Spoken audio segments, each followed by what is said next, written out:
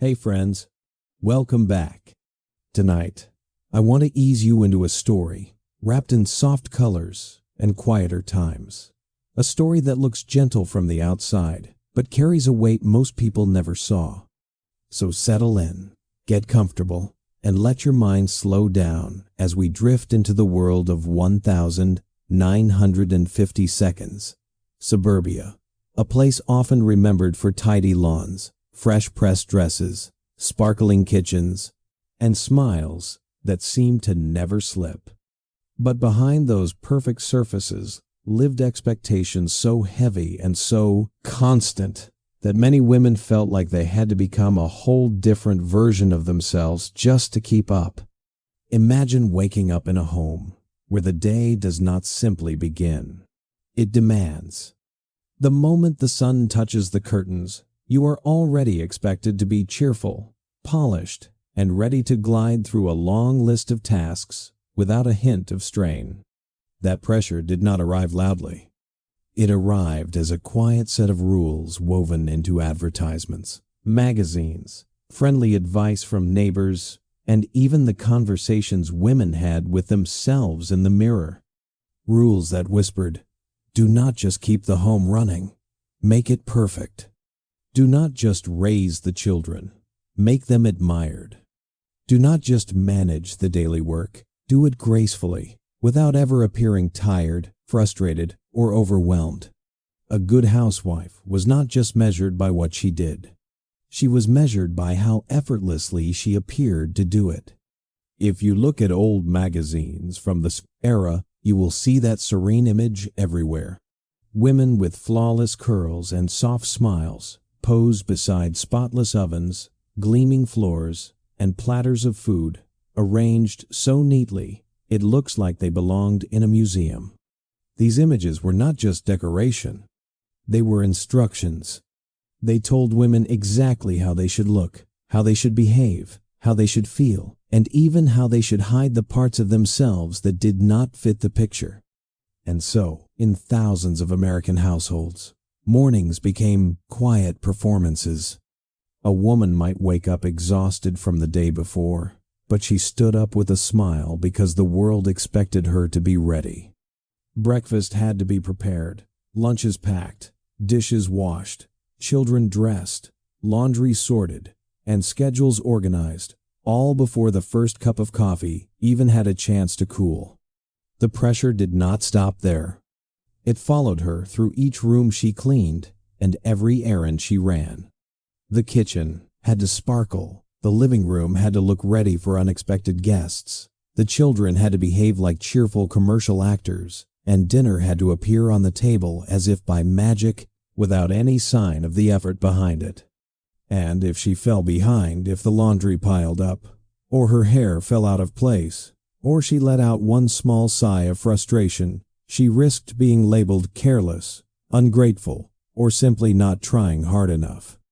Expectation was everywhere, in the neat rows of suburban houses, in the quiet competition between neighbors, in the polite conversations where everyone nodded and smiled, while secretly wondering if they were the only one struggling. And that is the part the history books often skip, the emotional weight of appearing endlessly composed. Women were not just managing homes. They were managing their own image every hour of the day. The home became a stage, and the housewife became the performer expected to deliver a perfect show. Every morning routine, every grocery run, every coffee visit with friends, every PTA meeting, every dinner served on time. It all became part of a much larger performance, built around one core message: do it all, and do it all quietly. Society treated her work not as a full-time job, but as something that should come naturally to her. If she succeeded, people said she was simply doing what women were meant to do. If she struggled, people said she must not be disciplined enough, organized enough, or dedicated enough. That is an incredible amount of pressure to put on one person, especially when she was expected to meet these standards without complaining, without showing fatigue, and without ever admitting that she sometimes needed help. Add to this the constant eyes of the neighborhood facing windows. Lawns lined up like entries in an unspoken competition, and the pressure grows heavier. A weed in the yard, a wrinkled dress, a child misbehaving, or a dinner not ready on time could all become reasons for whispers. Everyone smiled at each other over the hedges, but everyone also noticed everything. Women learned to mask their real feelings because showing them felt risky. If she appeared too tired, someone might talk. If she looked sad, someone might speculate.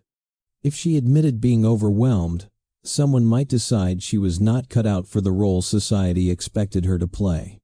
So she perfected the smile, the calm voice, the graceful movements, the appearance of endless patience and gentle cheerfulness.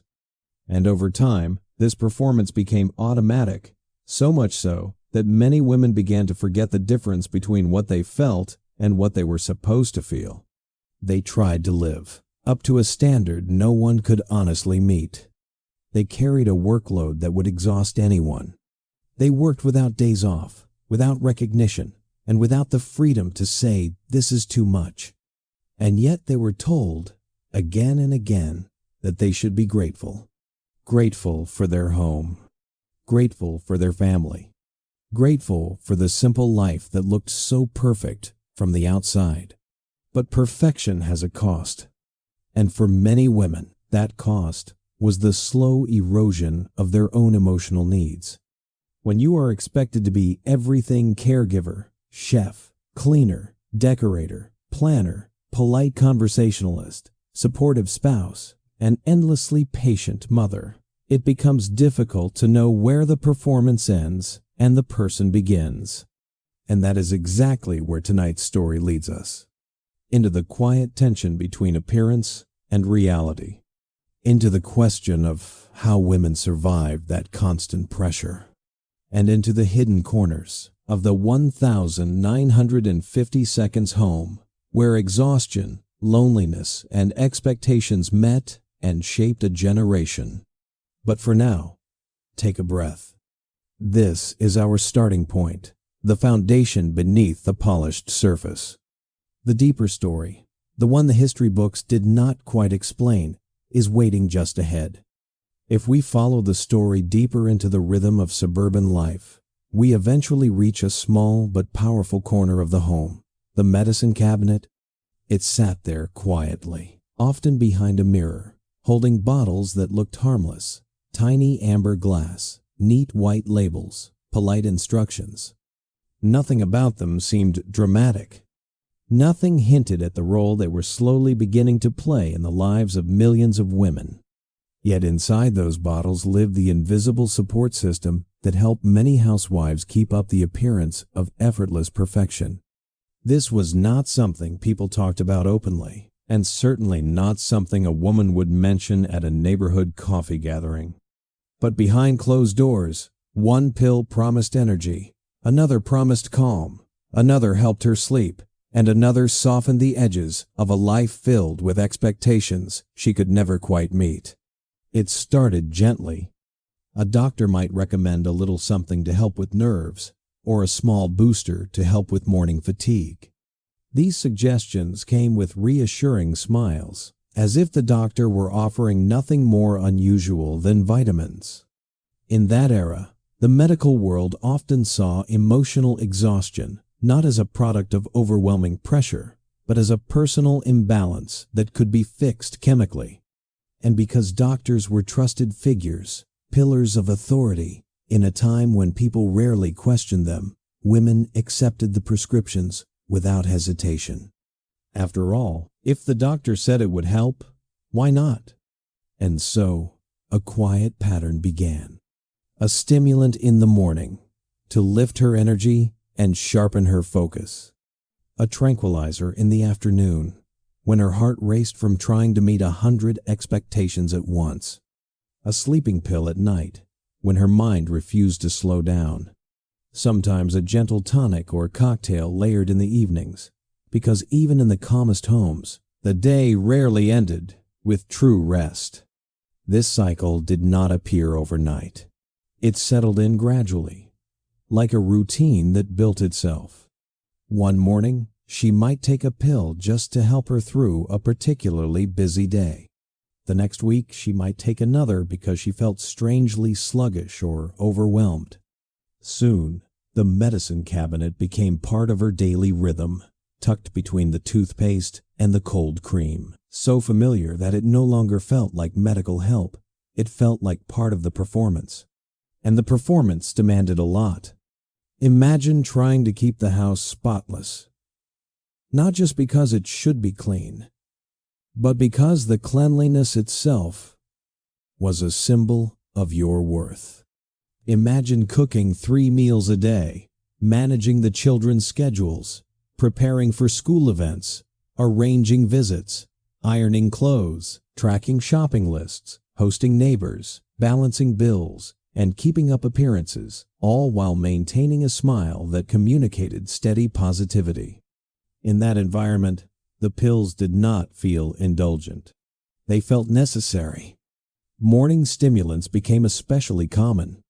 Amphetamine-based medications were often promoted as safe, helpful, even modern. They promised sharper focus, consistent energy, a lift that could make the difference between a dragging day and a productive one. Advertisements encouraged women to embrace the idea of the pep you deserve. Doctors saw them as a tool to keep anxiety and fatigue at bay. The society around them quietly approved, because a peppy housewife made the home feel smoother, more cheerful, more controlled. Over time, many women stopped questioning the routine. They took their morning pill with coffee, then moved through the early chores with a bright efficiency that felt almost like magic. It was easy to forget that this energy was not entirely their own. It came from a small, powerful tablet that made everything a little faster, a little sharper, a little easier to handle. But the speed had a side effect. When you push your body forward with chemical energy, it eventually pushes back.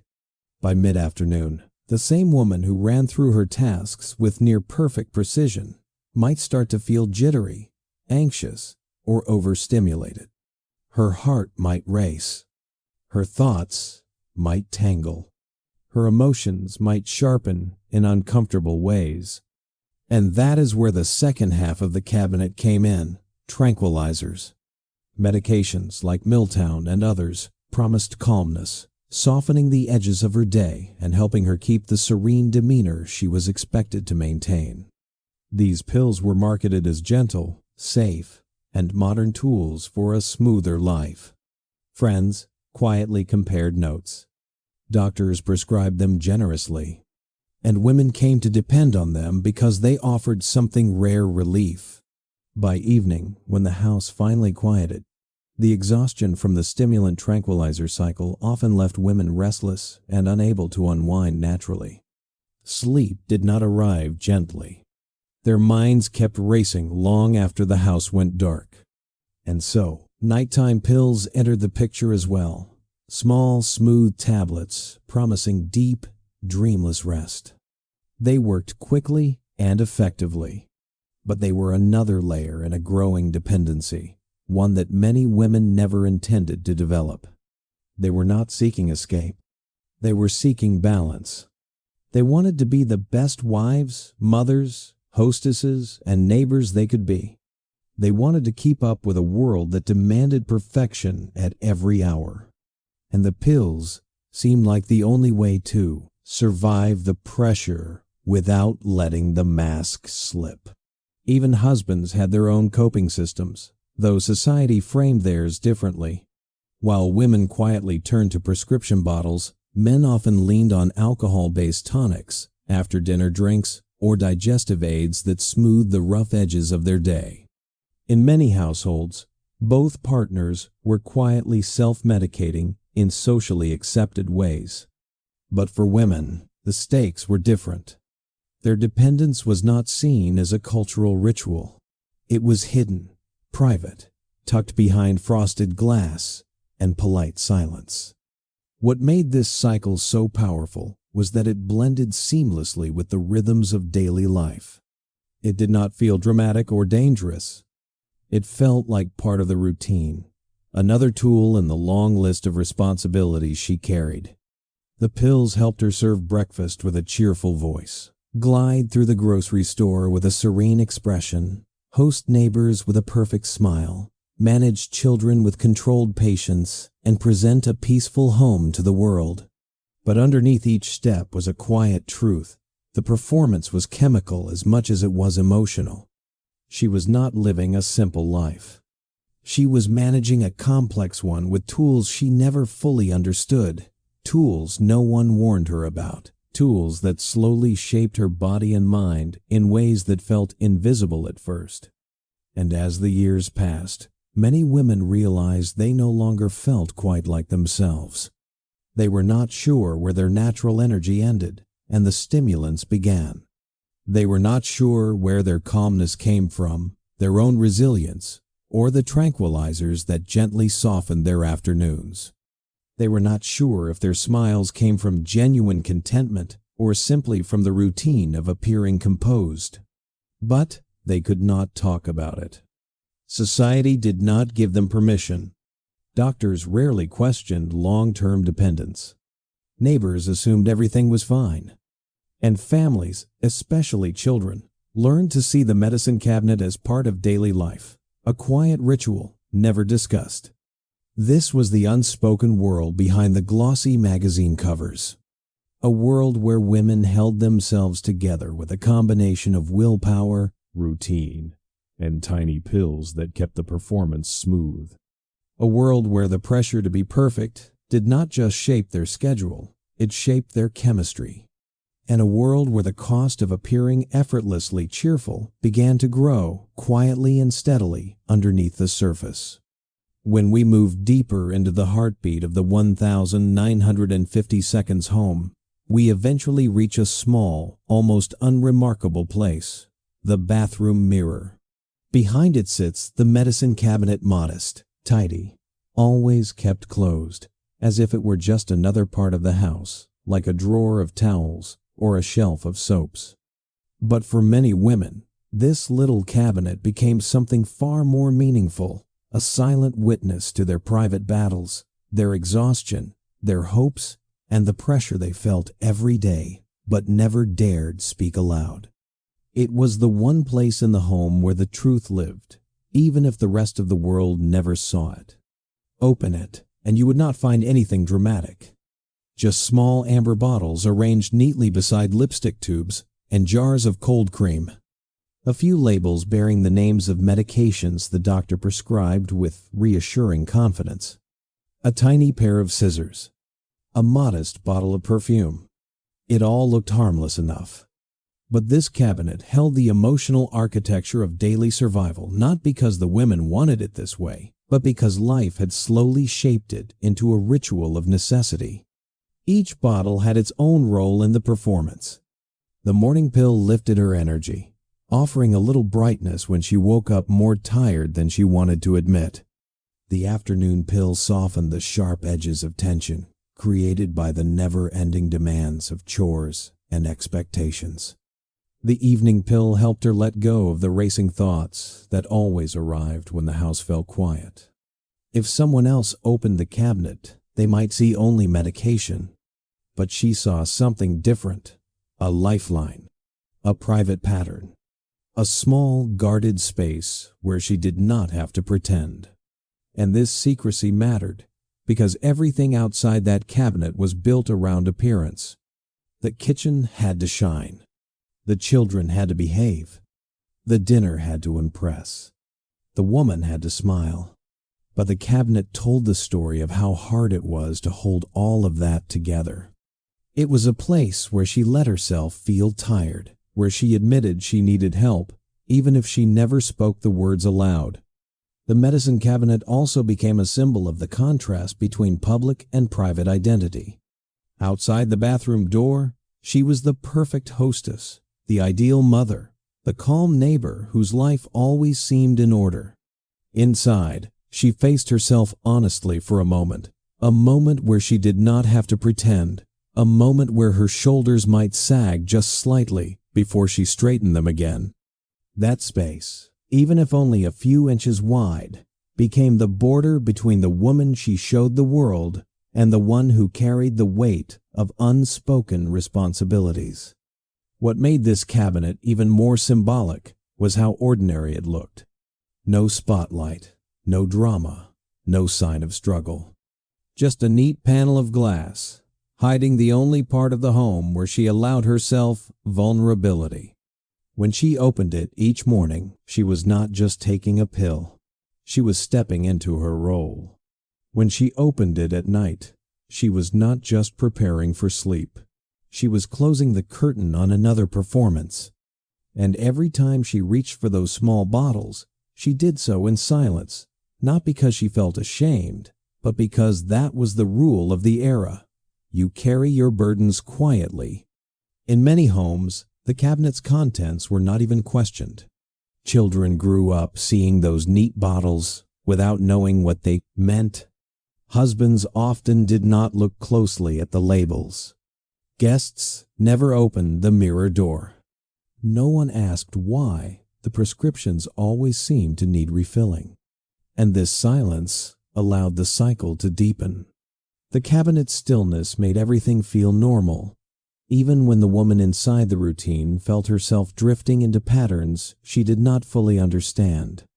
The truth was simple, though rarely spoken. The cabinet became a badge of resilience, a place that held the tools she relied on to make each day work, a place that allowed her to maintain the grace and calm society demanded, and a place that quietly recorded the cost of that performance. Every bottle symbolized another layer of pressure to do more, smile more, be more. And every time she closed the cabinet door, she pushed those feelings back into the shadows so she could face the world again. What makes this symbol powerful, even now, is how universal it became. Across thousands of homes, in different towns and different neighborhoods, medicine cabinets held nearly identical stories. The story of a woman trying to meet impossible standards, using tools she hoped would make her strong enough. And although outsiders never saw the truth behind that frosted glass door, the women themselves knew. They might not have spoken about it, but they felt the same exhaustion, the same fear of slipping, the same hope that tomorrow's routine would feel a little lighter. Looking back, the cabinet reveals something the photographs and advertisements of the era never showed. The private strength required to maintain an image that was never meant to be realistic. It shows us that behind the pastel dresses and warm smiles was a generation of women who carried more than society ever recognized, who endured quietly, adapted constantly, and held themselves together with the help of tiny bottles that symbolized both support and struggle. And even though the cabinet sat quietly behind a mirror, it became the most honest place in the entire house. It held the truth that the world ignored. It held the tools she used to survive. It held the weight of 1,000 unspoken sentences. And, without ever meaning to, it became the emotional diary of a woman performing a role society demanded but never fully appreciated. As we wander further into the lived reality of the 1950s Housewife, it becomes clear that the pressure she carried did not come from dramatic events or sudden crises. It came from the ordinary tasks, the tiny details of daily life that, on their own, seemed simple, but together formed a demanding, relentless routine that shaped her entire world. What modern life might consider small chores were, for her, carefully choreographed rituals that defined whether she was seen as responsible, admirable, or falling behind. And because everything rested on appearance, each task began to take on a level of intensity that transformed household duties into a kind of quiet marathon. Imagine the morning grocery run. Today, it might be a quick stop after work or a fast delivery order. But in her world, this errand was practically a public performance. She had to look neat, presentable, cheerful, even if she would barely slept. Her hair needed smoothing, her dress needed straightening, her lipstick needed refreshing, because neighbors and acquaintances were everywhere. A simple trip to buy bread and milk became an exercise in social visibility, a moment when she presented herself to the world as proof that she was in control, organized, and composed. And she moved quickly, because falling behind in the morning meant falling behind for the entire day. The same intensity applied inside the home. Each room had its own rhythm, its own standards, its own expectations. When she made the bed, it had to be smooth enough for a magazine photo. When she dusted the shelves, there could not be a single trace left behind. When she mopped the floors, they had to gleam, even though dozens of footsteps would pass through before dinner. These tasks were not simply duties, they were measurements. Proof that she was keeping up. Evidence that she had not let anything slip. A spotless home was not just about hygiene, it was about identity. It was about being the woman her community expected her to be. And the energy she needed to maintain this pace rarely came naturally. The morning stimulant did not just give her a small boost. It pushed her into a state of sharp, rapid movement that made chores feel less like routines and more like races. She moved faster, cleaned faster, organized faster. At first, this speed felt empowering, even thrilling, as if she had tapped into a hidden reservoir of capability. She might finish all the ironing before noon, or scrub the bathtub with a determination that left it shining like porcelain in an advertisement. But that kind of energy was not calm or sustainable. It had an urgency to it, a bright edge, a sense of rushing that made the day feel like a long string of tasks she needed to sprint through. And the more she accomplished at that speed, the more she felt she had to maintain it. If she did 10 things today, she must do 10 tomorrow. If she arranged the living room perfectly on Monday, then perfection became Tuesday's baseline too. There was no room to slow down, because slowing down created a visible gap between what she wanted her life to look like and what it actually was. And that gap invited judgment from neighbors, from relatives, from herself. Even social gatherings, which might seem relaxing in theory, carried their own intensity. A Tupperware party was not just a friendly meetup. It was a display. A small stage where women subtly compared homes, outfits, snacks, and routines. No one said it directly, but everyone felt it, who seemed the most effortlessly composed, whose home looked like the magazines, who carried themselves with calm mastery as if everything came naturally. These gatherings were coated in polite smiles and gentle laughter, but beneath them lay a quiet tension, a competition that no one acknowledged out loud, but everyone understood instinctively. PTA meetings were another layer of performance. While discussing school events or community plans, everyone watched everyone else. Was she the type of mother who volunteered enthusiastically, who baked for every fundraiser, who remembered every detail? Or was she the one who seemed distracted or overwhelmed, an impression she absolutely could not allow? So she pushed herself to be attentive, thoughtful, organized, contributing ideas with a calm tone even if her mind was swirling beneath the surface. By the time the afternoon arrived, the weight of the day's performance, grocery trips, cleaning rituals, phone calls, meal prep, social obligations, the unending swirl of chores began to tighten around her. The morning stimulant's effects often peaked into a jittery restlessness, an internal hum that made her heart work faster than her thoughts could settle. She might clean the same counter twice, or reorganize a shelf that did not need reorganizing, not because she wanted to, but because the energy inside her insisted she keep moving. That was when the afternoon tranquilizer entered the self. Routine. A quiet way to soften the edges, to turn the high-intensity ritual of daily chores back into something manageable. She did not take it to escape. She took it to maintain the illusion of balance. With its help, she could greet the children with a steady voice, prepare dinner without feeling overwhelmed, keep her face calm even though her body was tired. The tranquilizer did not erase the pressure. It simply smoothed it over long enough for her to make it through the rest of the day. But the cycle came at a cost. The stimulant lifted her up. The tranquilizer brought her back down. Her body moved through highs and lows that made natural energy harder to recognize.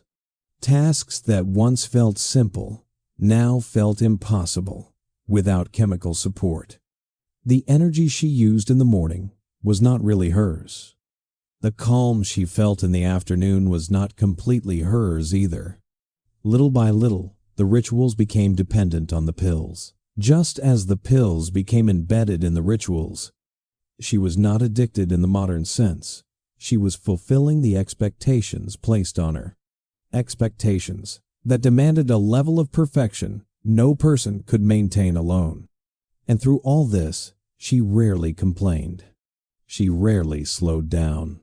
She rarely admitted even to herself that she was struggling. Because the world praised results, not effort. The world admired spotless homes, not the exhaustion behind them. The world complimented the composed mother, not the woman who stayed awake late into the night, worrying about whether she had done enough. So the rituals continued. Chore after chore, day after day, powered by tools she never asked for, but quietly came to rely on. And while the world saw calmness, competence, and control, she felt something different inside, a sense that she was always racing, always catching up, always one step away from letting the facade slip. This was the hidden intensity of the 1,950 seconds homemaker's life. The quiet marathon she ran every single day.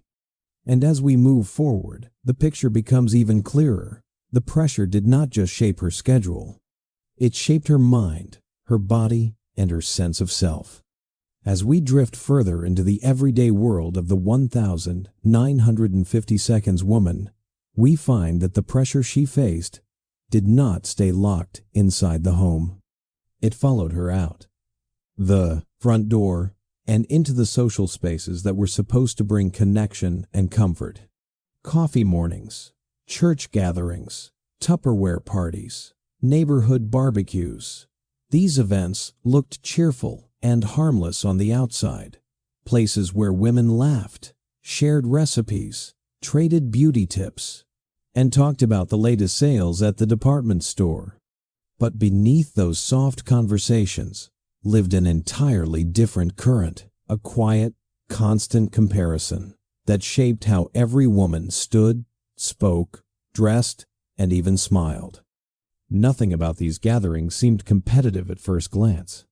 There were no contests, no scoreboards, no prizes. Yet each woman knew, without being told, that she was being observed. Her outfit, her posture, her tone of voice, her energy level, all became invisible measurements. People did not compete openly. They competed through subtle glances, gentle comments, polite smiles that said more than words ever could. Everyone wanted to appear composed. Everyone wanted to seem capable. Everyone wanted to be the kind of woman others admired, or at least respected, in the quiet hierarchy of suburban life. Step into a Tupperware party, and you could feel this unspoken tension, even before the hostess began her cheerful demonstration. Women inspected each other gently, but thoroughly. The shine on a pair of shoes, the crispness of a dress, the quality of a manicure. Even the way someone carried a plate of cookies or arranged the coffee cups could become a point of discussion later. Never harsh, but always precise. Appearances mattered, not because anyone was trying to be cruel, but because the era itself taught women that their value was intertwined with presentation. A polished appearance meant control. Control meant competence. And competence, in that time, was everything. The pressure intensified because no one acknowledged it. Everyone behaved as though they were simply enjoying an afternoon together, laughing lightly, sipping tea, trading parenting tips. But inside, many women felt the flutter of anxiety. Was my home clean enough when the guests arrived? Did I choose the right dress? Do I look as calm as everyone else? Am I keeping up with the women who seem to glide effortlessly through every conversation? That kind of self-monitoring did not come from vanity. It came from survival. When your worth is measured quietly but constantly by your community, every detail feels meaningful. Every gesture becomes part of a larger performance. And this was precisely why medication blended so seamlessly into these gatherings. A morning stimulant helped her move quickly before the event, ensuring she could straighten every cushion and wipe every counter before the first knock on the door. A small dose of calmness softened her nerves just enough to greet her guests with a warm, steady voice. She did not take the pill to impress anyone. She took it so she could feel like she belonged, so she could match the grace and poise that seemed to flow naturally from the women around her. The gatherings were full of warmth on the surface, compliments exchanged, stories shared, laughter rising in gentle waves. But underneath it all was the quiet truth. These women were performing for one another, each one trying to look composed, efficient, and emotionally steady. A spotless home was not just a background for the event. It was a message. It said, "I have everything under control." A perfectly baked cake said, "I am capable." A fresh dress said, "I am thriving." And a calm smile said, "My life is as peaceful as it looks." But the reality was often more complicated. Many women felt exhausted by the time the first guest arrived. Many worried about small details only they could see. Many wondered if the other women felt as tired as they did. But no one asked. No one broke the illusion. To admit struggle was to risk appearing less capable, less organized, less together than the others. So everyone stayed silent. And the silence itself became part of the performance. Even the casual afternoon coffee gatherings became battlegrounds of subtle comparison. When a neighbor stepped into someone else's kitchen, she noticed everything without meaning to. The way the light hit the freshly polished counters, the vase of flowers arranged just so, the folded dish towels, the clipped coupons organized neatly by the fridge. These little details formed a quiet ranking system, one that lived entirely beneath the surface. No one talked about it, but everyone felt it. It was not malicious. It was cultural, a pressure inherited and reinforced with every polite visit, every magazine cover, every advertisement reminding women what ideal looked like. And so the social world became an extension of the home's expectations. Instead of relaxing into the company of friends, many women spent these gatherings monitoring themselves, adjusting their posture, checking their tone, making sure the conversation flowed smoothly. They laughed at the right moments, kept their emotions controlled, and spoke with a brightness that sometimes felt rehearsed. And because everyone else was doing the same, the illusion felt complete. It felt real. Until the moment everyone went home, and the hostess finally exhaled, feeling the weight of the performance settling into her bones. What is important to understand is that these women were not trying to deceive one another. They were trying to protect themselves from judgment in a world that left them very little room for imperfection. Social gatherings were less about connection and more about maintaining the appearance of a perfect life.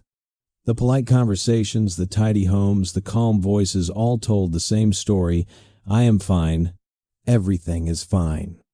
And because everyone repeated this message, no one felt safe enough to say anything different. In that sense, these gatherings were not competitions in the modern sense. They were comparisons born from shared pressure. They were quiet evaluations shaped by cultural expectations. And they were one more place where women had to hold themselves together with more strength than anyone realized. The stimulant helped her keep the pace in the morning. The tranquilizer softened her nerves before guests arrived. The smile hid the truth the pills could not fix, that beneath the calm exterior was a woman trying her best to meet a standard she never chose. And yet, she kept going. Because that is what everyone expected of her. Because that is what the world told her made a good woman. Because stopping even for a second felt like admitting defeat. As the days stretched from afternoon into early evening, the life of a 1950s housewife did not slow down. It simply shifted gears. Morning chores had been a race. Social interactions had been polite performances, but the late-day hours brought an entirely different type of pressure, one built around coordination, timing, patience, and the expectation that she would handle a dozen moving parts without ever letting her voice rise or her smile fade. These were the hours when her energy ran thin, but the demands grew louder. And once again she faced the delicate balance between how life felt and how it was supposed to look. Picture her stepping outside for the school pickup. The sun might be warm, the breeze gentle, the neighborhood peaceful. But inside her mind, the to-do list kept rolling endlessly. Did she remember to thaw the chicken? Did she have all the ingredients for dinner? Would the kids be in good moods today? What time was the PTA meeting? Had she ironed the shirt her husband needed? Behind her calm expression lived a quiet storm of planning and calculating, all happening beneath the surface while she walked with composed steps toward the schoolyard. The pickup scene itself was far from calm. Dozens of children spilled out of classrooms at once, bursting with stories, energy, and emotions. She listened patiently, because that was what good mothers did while simultaneously managing backpacks, scanning homework sheets, and mentally adjusting dinner prep time based on how long the chatter lasted. Other mothers stood nearby, exchanging small talk, each one performing the same combination of attentiveness, patience, and effortless poise. Even here, in the chaos of children running around, the standards remained. Keep your cool, keep your smile, keep everything under quiet control. The drive home brought its own challenges. Sibling arguments, questions, complaints, spilled snacks, all those tiny moments that pull at a parent's patience. But she stayed steady. She answered gently, redirected conflicts, kept one eye on the road and the other on the mirror, monitoring the shifting moods of her children. And in the back of her mind, the clock kept ticking. Dinner time was approaching. The house needed tidying. Her husband would be home soon. The evening had to unfold with the appearance of smoothness. When she stepped back into the house, she did not get a moment to exhale. The second the door closed, the next role began. Dinner manager. She moved into the kitchen with practiced efficiency, opening cupboards, turning on burners, measuring spices, keeping an ear on the children, checking the oven temperature, and mentally rehearsing the sequence of the meal. Everything had to be timed perfectly, not because anyone demanded perfection explicitly, but because the culture around her implied it constantly. A late dinner was not just late. It felt like a failure. A chaotic dinner was not just messy. It felt like a sign that she had lost control of her day. And this was the moment when the pressure of the day often pressed hardest. Her body was tired from the morning's speed and the afternoon's errands. Her mind buzzed from the stimulant still lingering in her system. Her nerves felt thin and stretched. And so, quietly, discreetly, she might take a small afternoon tranquilizer to bring herself back to the calm she needed. Not sedated, just steady enough to cook, listen, organize, and greet her husband with a serene face. She was not escaping anything. She was preparing for the second half of her shift. As pots simmered and pans sizzled. She moved quickly, but gracefully. She wiped counters as she cooked, sorted mail between stirring intervals, organized backpacks, while waiting for water to boil. Everything happened at once, and yet she looked unhurried, because she had learned over time to blend speed with smoothness. The children interrupted her with requests or questions, and she responded with patience even when she felt her energy waver. Dinner was not just food on the table. It was a symbol of order, of care, of stability.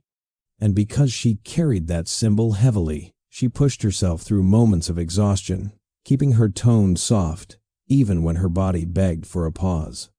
Then came the evening's social obligations, PTA meetings, school events, community gatherings.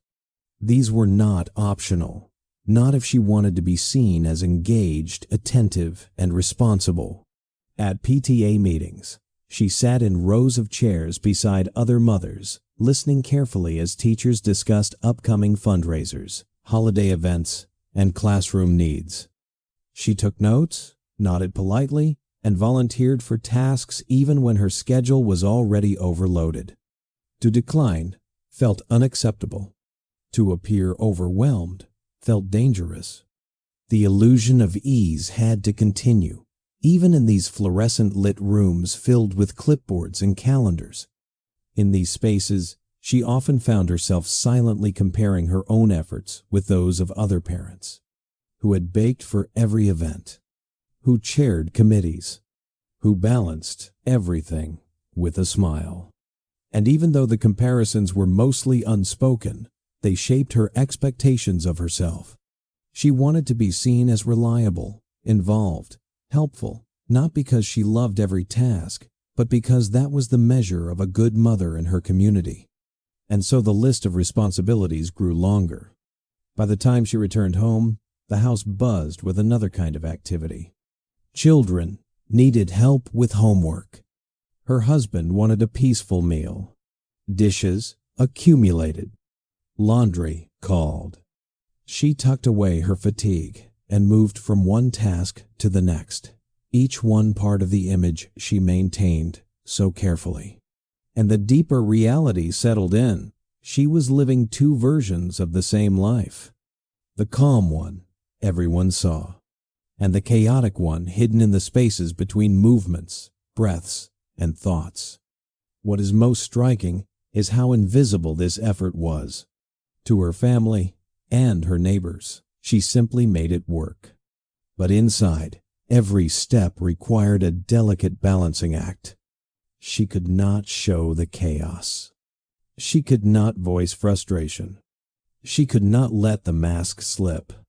So she created an internal system of tiny adjustments, softening her voice when she felt overwhelmed, smoothing her dress when she felt scattered, pressing a smile into place even when her mind raced. She was performing not out of vanity, but out of obligation to a role she never had permission to question. And when dinner ended and the house finally quieted, she still did not stop. There were lunches to prepare for the next day, notes to read, clothes to fold, floors to sweep. By the time she reached her bedroom, the weight of the day felt heavy, her mind still buzzing. And this was where nighttime routines began.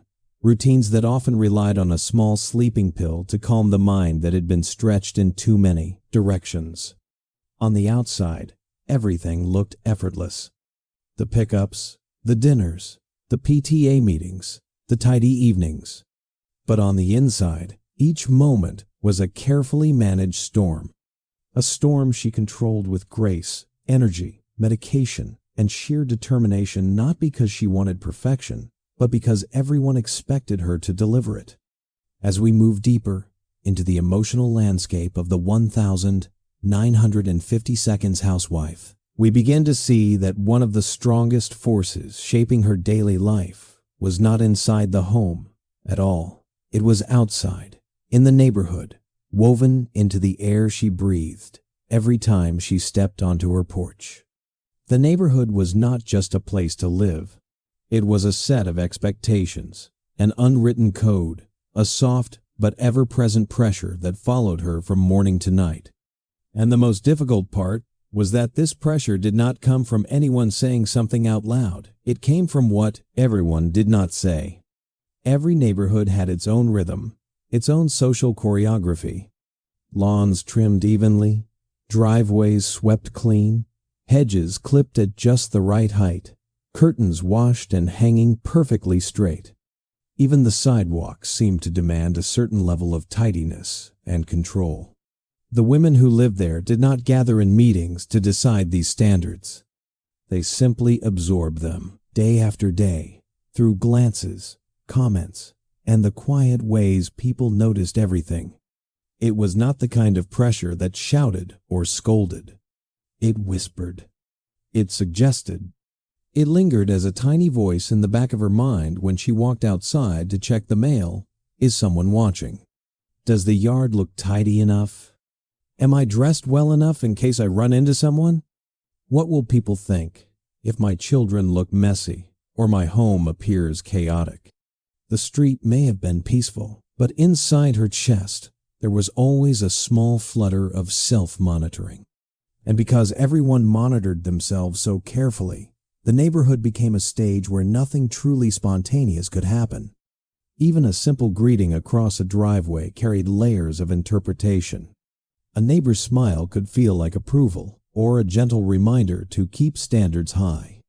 A comment about how busy someone seemed could feel like a warning that she was being watched more closely than she realized. Compliments were lovely, but they also reinforced the unspoken rule: keep everything looking perfect. When she pushed the stroller down the sidewalk, she made sure her hair was brushed and her dress sat just right. When she opened the door to pick up a package, she instinctively straightened her posture, as if a camera were pointed at her. When she walked the children to the school bus, she behaved as though she were stepping onto a lightly lit stage. And the strange thing was, everyone else did the same. Every woman behaved as though she were being reviewed, graded, evaluated, not in a harsh or dramatic way, but in a steady, subtle way that shaped her every movement. The pressure was heavy because it felt invisible. She could not point to a specific person or event and say, "This is why I feel overwhelmed." Instead, it came from the culture of the era itself, a culture that equated a woman's worth with her serenity, her home's cleanliness, and the way she carried herself in public. If she looked tired, someone might wonder what was happening in her household. If she raised her voice at a child, someone might whisper that she lacked patience. If she did not join neighborhood events, someone might interpret it as aloofness or disorganization. And so, she learned to smile, even when her heart raced. She learned to walk calmly, even when her mind felt scattered. She learned to hide the tremble of exhaustion behind polite conversation, nodding and laughing in all the right places while silently managing the 1,000 details of her day. The neighborhood was not hostile. It was not cruel. It was simply watchful, always watchful. And being watched meant performing. What made this pressure even more intense was how differently it affected men and women. A man could come home tired, collapse into a chair, grumble about his day, or leave the lawn untrimmed for a week without raising many eyebrows.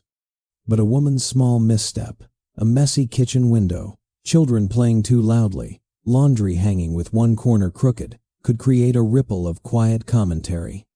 Not out of malice, but out of a social habit. Women judged themselves through one another, often without meaning to, and those judgments shaped the environment like invisible architecture. Even friendships carried this tension. A neighbor stopping by for coffee was not just a friend. She was part of the silent evaluation circle. When a visitor stepped inside, the housewife felt her pulse quicken for a moment, scanning the room to make sure the cushions were fluffed, the counter spotless, the children calm. The friend might not have expected perfection, but the culture demanded that she behave as though she did. And so the performance continued with every visit. The result was a paradox. The neighborhood created community and isolation at the same time. Women were surrounded by people yet often felt alone in their struggle. They compared themselves quietly, thinking everyone else had everything under control. They believed the other mothers were naturally patient, naturally organized, naturally serene. They did not realize that those women were having the same thoughts, each one convinced that she was the only one barely holding things together. And because no one talked openly about the exhaustion, the medication, the doubts, or the cracks beneath the surface, every woman felt like she was protecting a secret she assumed no one else had. But maybe the most striking part of all was this: beneath the polished smiles, many of the women admired one another.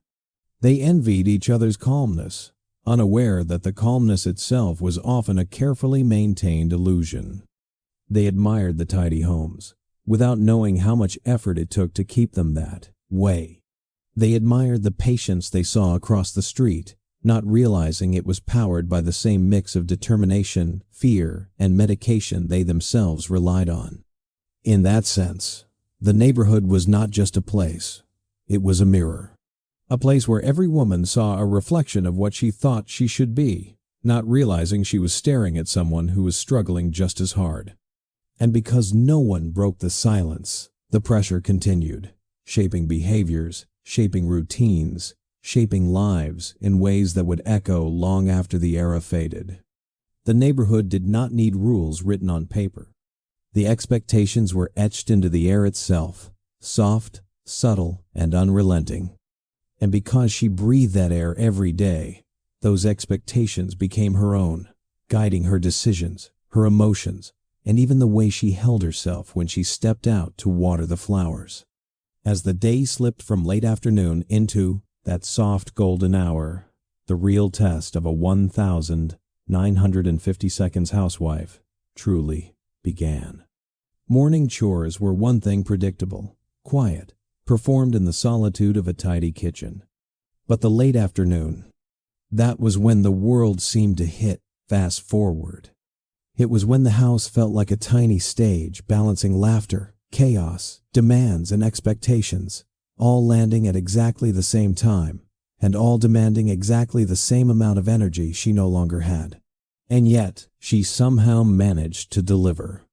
This part of the day was a strange paradox, the most chaotic and the most curated. She handled it all with a smile, so practiced that even she could not always tell whether it was genuine or simply muscle memory. And beneath that smile was the quiet hum of chemical assistance. Not dramatic or reckless, but a subtle whisper of extra energy, extra calm, just enough momentum to keep everything moving. The first wave of the afternoon rush always began with school pickup. She eased the car into line, surrounded by dozens of other mothers who wore the same perfectly pressed blouse, the same fixed smile, the same subtle signs of exhaustion shimmering behind their eyes. Together, they inched forward in a parade of station wagons, each one containing a woman who was somehow both tired and wired at the same time.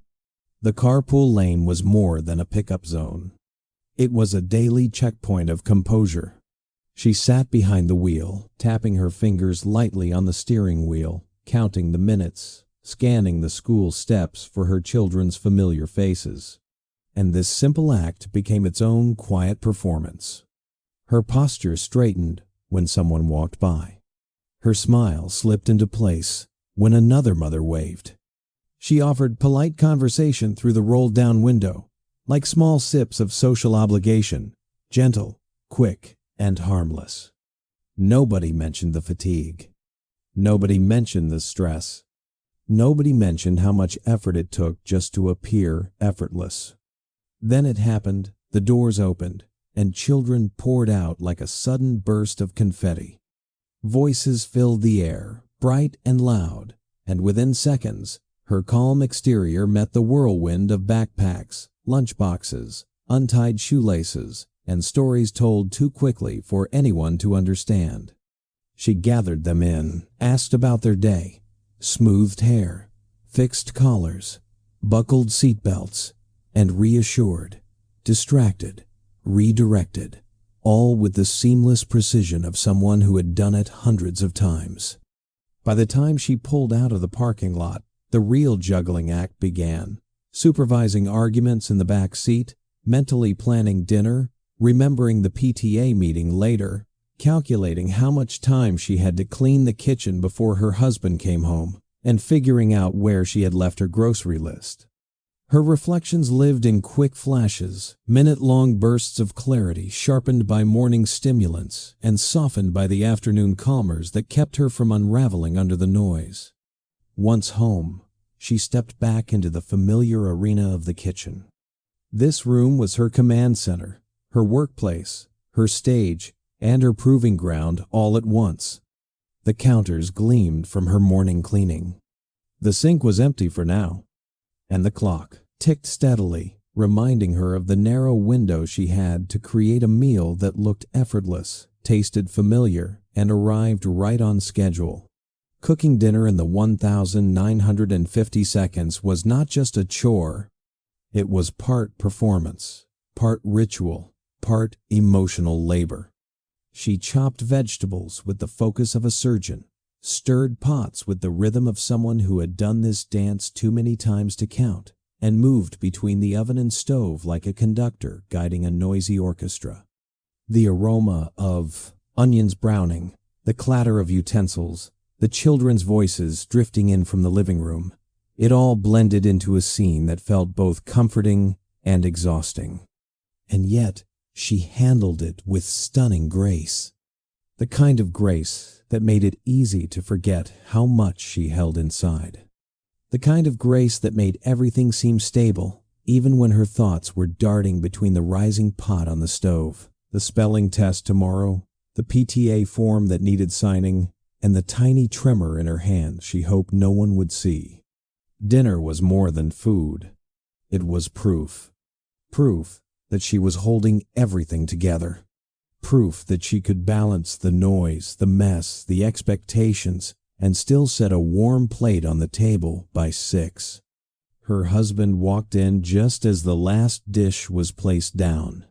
His presence signaled a shift in the atmosphere, a shift she had prepared for all day. She greeted him with warmth, checked his tie, listened to his stories from work, and adjusted herself accordingly. If he seemed tired, she softened her voice. If he seemed talkative, she matched his energy. If he seemed distant, she compensated with more attentiveness. She was the emotional cushion of the home, absorbing the day from every direction and reshaping it into neutrality. The effort of it never showed. After dinner came the PTA meeting, another stage, another performance, another balancing act.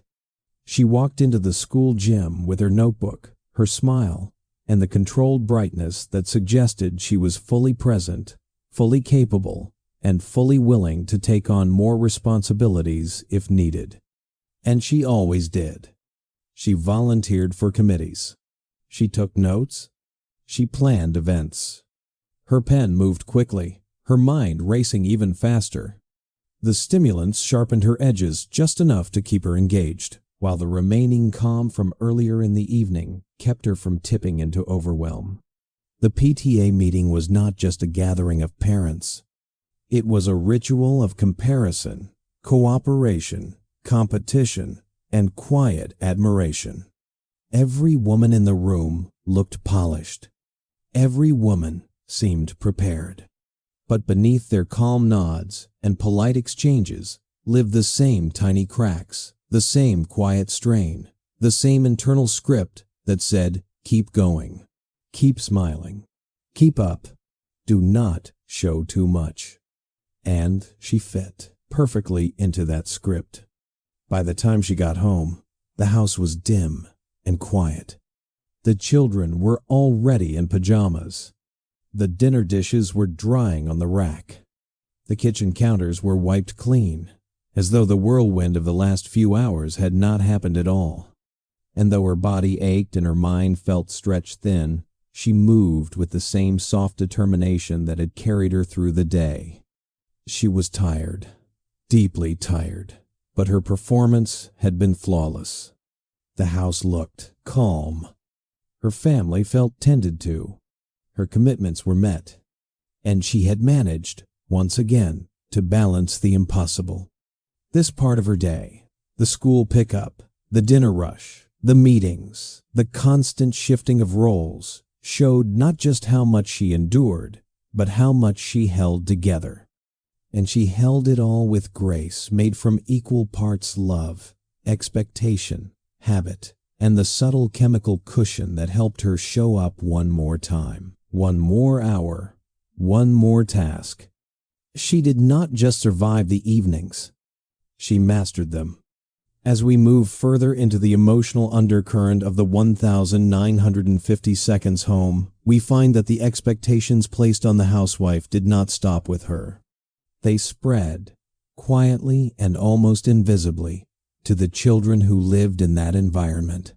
Kids absorb everything: tones, glances, silences, routines, and in these tightly managed suburban households, they learn from a young age that certain topics did not belong in the open air. They learned that some truths had to be folded up like laundry and put away neatly, just like the grown-ups did. Children did not understand the medication, not exactly. They did not read prescription labels or count pill bottles. But they noticed things. They saw the small pills on the bathroom counter in the morning, the glass of water placed next to the sink, the soft click of the medicine cabinet opening before breakfast. They saw their mother standing still for a moment, just one quiet second, before she inhaled deeply and stepped back into her role. And even if they could not explain it, they sensed that these moments carried weight. Children are experts at sensing moods, even when adults try to hide them. They noticed the way their mother seemed bright and energetic early in the day, her movements quick and precise, her voice sharp with purpose. They noticed the subtle shift in the afternoon when her tone softened, when her posture relaxed a little too suddenly, when her smile faded at the edges before she revived it again. And at night, they watched her slow down, as if the world had pressed a hand gently on her shoulders. But they did not ask why. They were not supposed to. The era itself taught children to stay out of adult struggles. Feelings were not a topic for family conversation. Worries were not shared outwardly. If something felt tense in the house, the expectation was simple: be quiet, behave, stay out of the way. The rule was never written down, never spoken clearly, but it lived in the air like an unbreakable spell. And children learned it effortlessly. In many homes, kids tiptoed carefully around their mother's emotional landscape. They knew which moments were safe to ask for help with homework and which moments were not. They knew when she needed silence and when she needed the illusion of cheerfulness. They learned to read small cues: the way she smoothed her apron, the way she held her breath, the way she stared for a moment at the clock above the stove. These cues became part of their daily navigation, shaping their behavior with more precision than any parenting book ever could. But children did not just monitor their mother, they monitored the neighborhood too. They heard the way adults spoke in careful tones outside, the polite voices neighbors used when commenting on each other's lawns, outfits, or routines. They observed the stiffness beneath the friendliness, the tightness in the smiles, the soft judgment hidden in compliments. And from those observations, they learned that image mattered, reputation mattered, and silence, especially around anything that could be perceived as a flaw, was essential. So, when they saw their mother swallow a small tablet in the morning, they did not ask, "What is that?" When she took one in the afternoon, they did not say, "Are you okay?" When she reached for the bottle at night, they did not whisper, "Why do you need that?" They learned instead to pretend they had not noticed at all. The silence shaped their understanding of family life. It taught them that emotions should be kept tucked away like fragile antiques. It taught them that stress belonged behind closed doors. It taught them that adults wore masks, and children were expected to respect those masks without question. And because the silence never broke, the children believed this was simply how families worked. Many kids grew up thinking their mother's exhaustion was normal. Her bursts of energy were simply how mornings were supposed to feel. Her sudden quietness in the afternoon was just part of the rhythm of the day. Her need for medication became as ordinary as brushing her hair. They did not see dependency. They saw routine. They did not see pressure. They saw adulthood. They did not see emotional strain. They saw what they believed a mother's role looked like. And because they saw it every day, they internalized it. Some children became extra helpful, cleaning up quietly, offering to set the table, trying to lighten the load they sensed but could not name. Others became extra cautious, avoiding triggering moods, tiptoeing around tiny moments of tension, learning to stay small and unobtrusive. And some became extra outgoing, keeping the atmosphere cheerful in small, earnest attempts to fill the room with positive energy when they sensed their mother's was thinning. But no matter how they adapted. Because that was the only way to live inside a home so tightly wound around emotional performance. And yet, there were also moments of closeness. Soft, warm, genuine moments that the medication could not fake and the expectations could not erase. A bedtime story, read with tenderness. A hand smoothing a child's hair when they were sick. A warm hug in the hallway after school. In those moments, the mother's true self shone through the layers of fatigue and pressure. And the children held on to those moments fiercely, even if they did not understand the shadows behind them. What made the situation more delicate was that the mother often believed she was protecting her children by hiding her struggles. She wanted them to grow up feeling safe, stable, secure. She feared that showing her exhaustion would make them worry. She did not want them to think anything was wrong, because she believed, deep down, that she was the only one failing to meet the impossible standard. So she hid everything. And the children, because they loved her, pretended not to see. Over time, the silence became tradition, passed from mother to child, the same way recipes or holiday rituals were passed. It created generations of people who learned to perform calmness even when their hearts raced, who learned to appear composed even when life felt overwhelming, who learned to swallow their worries quietly because that was what they had been taught at home. And all of this, the silence, the adaptation, the unasked questions, became part of the legacy of the 1950s household. A legacy built not on malice or neglect, but on love tangled in expectations, pressure wrapped in politeness, and families trying their best to navigate a world that demanded flawless masks from everyone, especially mothers. As the years drifted forward, something subtle happened beneath the polished surface of the 1950s home. It did not arrive suddenly or dramatically. It did not come with sirens or warnings or loud confessions. Instead, it settled in slowly, like dust that gathers after years of sunlight. Quiet, steady, and almost invisible until it became impossible to ignore. It was the emotional cost. The quiet, cracking inside women who had spent so long holding everything together that they no longer recognized the difference between composure and exhaustion. At first, the changes were so gentle they almost seemed harmless. A sigh held too long. A moment in the kitchen where she forgot what she came to get. A morning when the stimulant did not lift her spirits the way it once did. A night when the sleeping pill did not soothe her mind quite enough. Little things. Tiny signals. Easy to dismiss. Easy to blame on a long week or a restless night. But beneath these small moments was a deeper truth. She was tired, not the kind of tired a nap could fix, but the kind that lives inside the bones. Burnout in the 1950 seconds did not look like today's version. It did not come with therapy appointments or open conversations about mental health. It came in silence, in the way her hands trembled slightly when she buttoned her blouse, in the way she paused before climbing the stairs, gathering strength in secret, in the way she sometimes stared at her reflection, as if trying to remember who she used to be before the world handed her a script and told her to perform it flawlessly. Some days, she felt like she was moving through water slow, heavy, pushing against an invisible current. Other days, she felt wired and restless, unable to sit still, her thoughts racing faster than her chores. The medications that once helped her stay balanced began to shape the rhythm of her emotions more than she realized.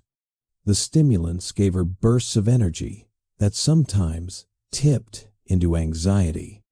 The tranquilizers eased her nerves, but dulled something inside her. The sleeping pills brought rest, but also fog. She did not plan for any of this. No one did. Doctors of the era prescribed these medications like cures for ordinary life. Advertisements promoted them as tools for the modern woman, promising relaxation, energy, clarity, whatever she needed to maintain her perfect home and perfect demeanor. The medical system did not understand dependency the way it does now. It did not see the long-term effects. It did not warn women about emotional fatigue, chemical imbalance, or the slow erosion of their inner resilience. So she kept going. She kept showing up. She kept performing. But burnout has a way of carving itself into the small corners of the day. She felt it in the mornings, when her smile took an extra second to gather. She felt it in the afternoons when the children's chatter felt too loud, even though she loved them deeply. She felt it during dinner, when her hands shook slightly as she set the table. She felt it at night, when she lay in bed staring at the ceiling, her thoughts swirling even after the sleeping pills softened their edges. And yet, she told no one. Who could she tell? Her friends were also performing. Her mother believed women should endure quietly. Her husband expected stability, not crisis. The community valued calmness, not vulnerability. And the children, those gentle-hearted observers, depended on her too much for her to collapse in front of them. So she hid the burnout behind politeness, the exhaustion behind routine, the emotional weight behind a smile that had become second nature. But sometimes the cracks showed. She might snap at a child over something small and immediately apologize, feeling guilt crush her chest. She might forget an appointment and then spend hours silently blaming herself. She might stand in the grocery store aisle, staring at the shelves, unable to remember what she needed. She might burn dinner and pretend it was nothing, even as her hands shook. These small breakdowns did not look dramatic. They looked like everyday moments. But inside, they felt enormous. Some women sought help quietly, visiting a doctor and describing their symptoms as nerves or tiredness. The doctor often increased the dosage. A stronger stimulant for the morning, a different tranquilizer for the afternoon, a heavier sleeping pill for the night. No one questioned the cycle. No one recognized the deeper truth. The woman was not sick. She was overwhelmed. Others reached a point where the burnout became a kind of emotional numbness, a protective shell that kept them functioning but disconnected. They moved through routines, like actors who had rehearsed their lines too many times. They laughed without feeling the warmth behind it. They hosted gatherings without absorbing the joy. They lived behind a gentle fog, softened by medication and exhaustion. And then there were the quiet breakdowns moments that happened behind closed doors. A woman might sit on the bathroom floor for a few minutes, breathing slowly, holding back tears she could not explain. She might take an extra pill, not because she wanted to escape, but because she did not know how else to quiet the shaking inside her. She might stare at the neatly arranged medicine bottles and feel a strange mix of gratitude and fear, unsure where the routine ended, and she began. These moments did not make her weak. They made her human in a world that demanded she be more than that. Yet even in the middle of burnout, she kept going. She woke up early. She packed lunches. She folded clothes. She hosted parties. She smiled for neighbors. She maintained the image of serenity because she believed she had to. Because she believed it was the right thing to do. Because she believed no one else saw the shadows she carried. But the shadows did not mean she lacked strength. In fact, her endurance was extraordinary. She carried more than anyone realized. She held her family together. She kept the home functioning. She protected her children from the pressures she endured. She filled her days with service, devotion, and effort that rarely received recognition. Her burnout was not failure. It was the natural result of impossible expectations supported by invisible burdens. And understanding, it lets us see her not as a fragile figure of the past, but as a symbol of perseverance, of quiet endurance, of a generation of women who carried more than their world ever admitted. As the years unfolded, something in her routine began to shift, in a way she did not notice at first. It was not sudden. It was not alarming. It was not the kind of change anyone would look at and say, something is wrong. Instead, it grew like a vine, slow, quiet, wrapping itself gently around her daily life until it blended so seamlessly that she could not tell where the routine ended and the reliance began. It started with the morning pill. Not because she felt she needed it emotionally, but because it made the morning manageable. It helped her move through the first tasks of the day with clarity and speed. It gave her confidence, sharpened her focus, made the world feel less heavy. And because it worked, because it made her feel like she could meet the day's demands, it became part of her identity. A soft ritual. A small promise she made to herself. With this, I can do it. Without it, she felt slightly off rhythm, like her mind was half a step behind her feet. The afternoon tranquilizer followed the same path. At first, it was only for the rare, difficult day, the days when her hands trembled under the weight of the morning's tasks, or when the noise of the children stacked too heavily against her already thin patience. But soon, the rare day became every day. The pressure did not ease. The expectations did not shrink. The stimulant from the morning often left her jittery, pushing her thoughts faster than her emotions could follow. So the tranquilizer became the counterbalance. And then it became the comfort. Taking it did not feel like dependency. It felt like stabilizing her own mood, like being responsible. Like smoothing the edges so she could be the kind mother, the calm wife, the collected hostess everyone expected. The pill did not change her personality. It just made her feel like she could express the version of herself she believed she was supposed to show the world. The evening sleeping pill completed the cycle. She justified it easily. Who would not need help falling asleep after a day like hers? So much noise. So many tasks. So many expectations coiled tightly inside her chest. When she lay down at night, her mind often refused to rest. Thoughts raced. Plans unraveled.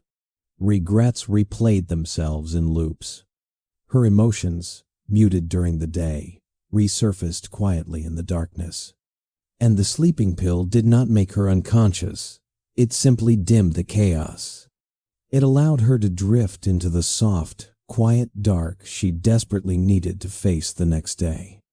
But slowly, without her noticing, the pills stopped being occasional support and became the scaffolding of her entire routine. If she woke up late and skipped the morning stimulant, the day felt foggy, heavy, unmanageable. She could not tell if she was truly tired or if she had simply grown used to the boost. When she tried to skip the afternoon tranquilizer, her heart felt too loud in her chest. Her thoughts moved too quickly. The noise of the house suddenly felt sharper, more jarring. And if she attempted to fall asleep without the nighttime pill, she lay awake for hours, staring at the ceiling, listening to the refrigerator hum, feeling her heartbeat flutter with a quiet urgency she could not identify. She never said the word dependent. It did not feel like that. She was not taking the pills to escape responsibility. She was not trying to numb herself. She was not chasing any kind of thrill. She was simply trying to maintain a life that demanded more from her than any human being could give naturally. And in that sense, the dependency did not feel like a flaw. It felt like a strategy, a way to keep the plates spinning, a way to keep the house calm, a way to maintain her image, her routine, and her emotional balance. And because the medication was given by a doctor, written on official pads, packaged in proper bottles, she trusted it. She trusted that it was safe. She trusted that it was normal, that it was what women like her were supposed to. I do. Even society quietly endorsed it. Advertisements showed women holding small bottles with gentle smiles, promising relief for the modern mother. Magazines printed columns about managing nerves and lifting energy. Doctors, overwhelmed by the era's expectations, prescribed the pills freely, believing they were helping, believing the medications were harmless, believing that women simply needed a boost to keep up with the fast-paced, image-driven life of the post-war household. And because no one questioned it, she did not either. Her friends took similar pills, though none of them talked about it openly. The medicine cabinet in one house looked almost identical to the one in the next. The routines mirrored each other like reflections in neighboring windows. The whole community was quietly propped up by the same pharmaceutical rhythms, yet each woman believed she was the only one relying on them so deeply. Dependency did not bring her shame, not because she lacked self-awareness, but because the word itself did not exist in the language of her world. She did not think her reliance was a sign of weakness. She thought it was a sign of commitment. Commitment to her family, her home, her responsibilities, her role. And maybe that is the most heartbreaking part. She never realized she was carrying something heavy. She believed she was simply doing what a woman was meant to do. No drama, no confessions, no awareness that the tools she leaned on were shaping her emotions, her body, her sleep, her identity. Over time, her natural sense of energy blurred with the artificially lifted mornings. Her authentic calm blurred with the medicated afternoons. Her true rest blurred with the quiet chemical dusk of her nights. It was not that she could not function without the pills. It was that she no longer remembered what functioning without them felt like. And in that soft erosion of her natural rhythm, of her own instinctive emotional landscape, dependency took root not like a storm, but like a steady rain. Gentle, persistent, almost comforting. She did not feel out of control. She felt supported.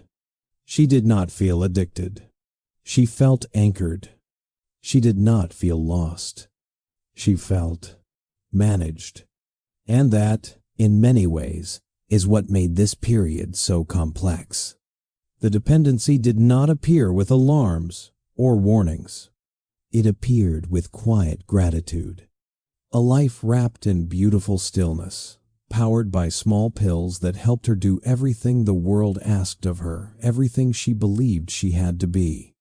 As we reach the end of this long, winding journey through the life of a 1950s housewife, the picture becomes clearer, not sharper in a harsh way, but softer in a way that reveals truths gently, as though the past itself is finally relaxing into honesty. When people today look at old photographs of that era, the perfect kitchens, the matching dresses, the serene smiles, they often see simplicity, elegance, calm, a world untouched by the noise and chaos of modern life. But those images are only the surface, a still pond that hides what moves beneath. If we lean closer, we begin to see the real story. A story of women who carried their households, their families, and their communities with remarkable dedication. They did not simply manage a home.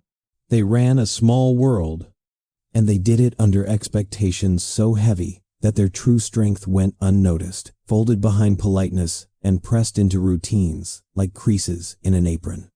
Looking back, the perfection of the 1950 seconds was not born from ease. It was born from pressure. Pressure to smile, even when exhaustion blurred the edges of their vision. Pressure to maintain a spotless home, even when their hands trembled. Pressure to show up for every school event, every neighborhood gathering, every family responsibility. Pressure to be endlessly graceful, endlessly composed, endlessly patient.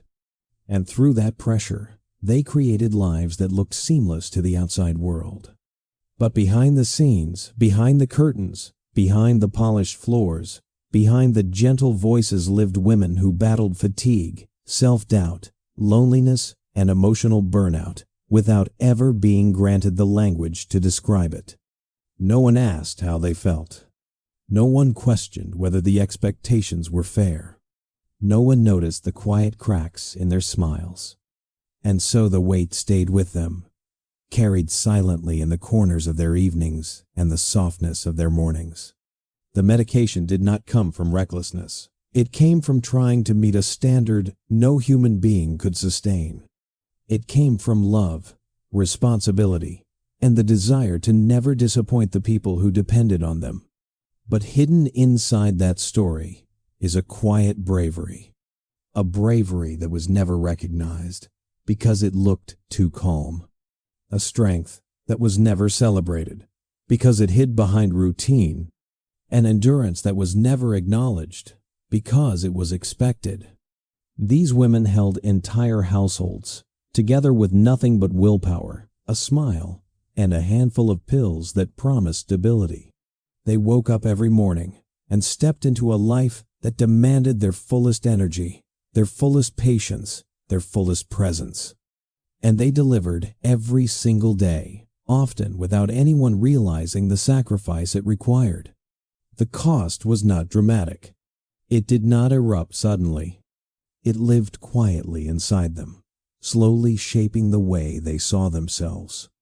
Many began to believe they were not truly allowed to be tired, that imperfections were personal failures, that needing help was not acceptable, that their worth was measured by how invisible their struggles were. And yet, even under that weight, they loved fiercely. They held their children close. They created warm meals and warm memories. They poured tenderness into their homes. They built communities with their friendships. They kept their families afloat in ways that history often forgets. When we reflect on their lives now, the story becomes less about dependency or perfection and more about humanity, about the courage it takes to show up every day, about the toll of silence, about the beauty and the burden of being the emotional center of a family, and about how impossible standards can shape a life so deeply that a person loses sight of her own needs. The perfection that people admire from that era had a cost, and the cost was carried quietly by women who rarely received the credit they deserved. But acknowledging that cost does not diminish them, it honors them. It allows us to see the truth behind the photographs. It allows us to understand that strength does not always look loud. Sometimes, strength looks like a woman waking up at dawn to make breakfast. Sometimes, strength looks like a mother smoothing her child's hair while swallowing her own fatigue. Sometimes, strength looks like a hostess smiling through a gathering even when her heart feels heavy. Sometimes, strength looks like swallowing a pill, not out of weakness, but out of determination to keep going. And as we close this chapter, we can step back with a tenderness that these women were rarely granted in their time. We can understand that they lived at the intersection of love and societal pressure, that their efforts built the foundation of countless families, that their quiet endurance deserves recognition, not judgment, that behind every polished surface was a woman doing her very best with the tools she had. Their story is not one of failure. It is one of resilience, one of adaptation, one of courage carried in silence. And finally, understanding that truth lets us see the 1950 seconds not as an ideal, but as a reminder. Behind every perfect picture is a human heart, trying, carrying, enduring, and hoping to be enough. As we come to the end of this quiet journey, I hope you can feel the deeper truth beneath the polished images of that era. The 1950 seconds housewife was never the effortless, glowing figure shown in magazines. She was someone carrying an entire world on her shoulders, weaving strength into every corner of her day, and holding her family together through a mix of love, pressure, and quiet persistence. When we peel back the soft colors and perfect smiles, what we find is a kind of courage that rarely made it into the history books. A courage shaped by responsibility, by expectation, by endurance, and by the silent hope that everything she did, every meal, every bedtime story, every spotless counter, every carefully managed emotion would matter to someone. Her story reminds us that perfection often hides the cost behind it, and that kindness, understanding, and gentleness are not just comforts, they are necessities.